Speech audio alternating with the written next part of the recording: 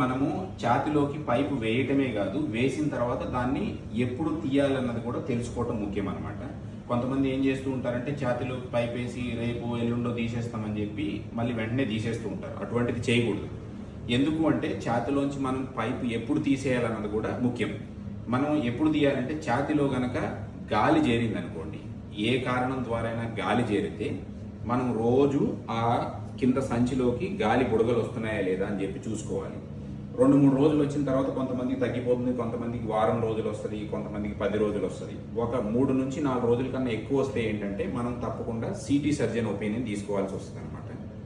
ఆ city surgeon అప్పుడు మనకి ఏం చేయాలి, ఎలా చేయాలి అన్నది ఆయన చూసుకొని చెప్తారు. ఇప్పుడు మనకి ఏంటంటే చెడు గాలి ఛాతీలో చేరినప్పుడు ఎప్పుడు మనం ఈ పైపు తీసేయాలి అంటే ఒక 24 నుంచి 48 గంటల పాటు మనం జాగ్రత్తగా చూసుకుంటే కనుక గాలి తీసుకొని వదిలినప్పుడు కానీ ఆ సంచిలోకి గాలి బుడగలు రాకూడదు.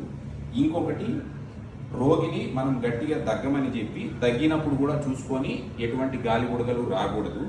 ఇంకొకటి ఏంటంటే, నేను మీకు ముందుగా చెప్పినట్లు ఈ పైకి కిందకి ఆ కాలం అనేది కదులుతూ ఉండాలన్నమాట. కదులుతూ ఉంటేనే లోపల ట్యూబ్ మంచిగా పనిచేస్తుంది అన్నట్టు.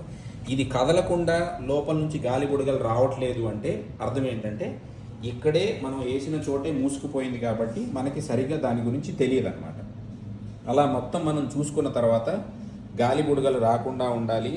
ఎక్స్రే చేసిన తర్వాత ఛాతీ ఎక్స్రే మొత్తం తెరుచుకొని ఉండాలి. అలా అయిన తర్వాత మనం ఏం చేయాలి అంటే ఇందాక చెప్పినట్టు దీన్ని మూసేసేయాలి. దీన్ని ముయ్యాలి. దాని తర్వాత మళ్ళీ ఇక్కడ సిరంజి పెట్టాలి. సిరంజి పెట్టి 24 గంటల పాటు మనము ఈ పైపుని అలానే మూసి పెట్టాలన్నమాట. అది పెట్టినప్పుడు ఏం చెప్పాలి అంటే రోగికి, మనం మూసి పెట్టేది ఎందుకు అంటే లోపల నుంచి ఇంకా ఏమైనా ఎక్కడి నుంచి అయినా కొంచెం గాలి ఏమైనా లోపల నుంచి లీక్ అవుతుందా అన్నది చూడాలన్నమాట. అలా పెట్టినప్పుడు పొరపాటున ఏమన్నా లోపల గాలి లీక్ అవుతే ఏమైందంటే రోగికి విపరీతంగా ఛాతీలో నొప్పి వస్తుంది. సో మనం అలా చేసే ముందు రోగికి ఏం చెప్పాలి అంటే, ఛాతీలో విపరీతంగా నొప్పి వచ్చినా కానీ, విపరీతంగా ఆయాసమైనా కానీ వెంటనే చెప్పమని చెప్పాలి. అప్పుడప్పుడు కొంతమంది పేషెంట్స్ వార్డులో ఉంటారు.